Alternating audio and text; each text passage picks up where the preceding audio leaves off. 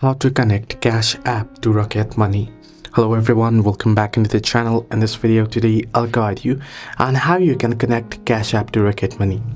Well, you can connect Cash App to Rocket Money by adding your Cash App account to Rocket Money.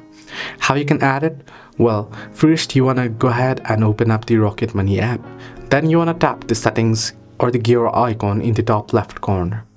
Once you do so, you want to tap linked accounts option and then select add account option next.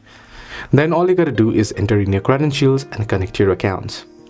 Now if your bank isn't listed, you can request that Plaid add your bank. You can search for your bank's name in the search bar on the select your account page. You can contact your bank and request that they add it as well. Hope this video helped. Do like and subscribe, and also do not forget to leave a comment down below if you have any issues regarding any apps or Cash App or Rocket Money as well.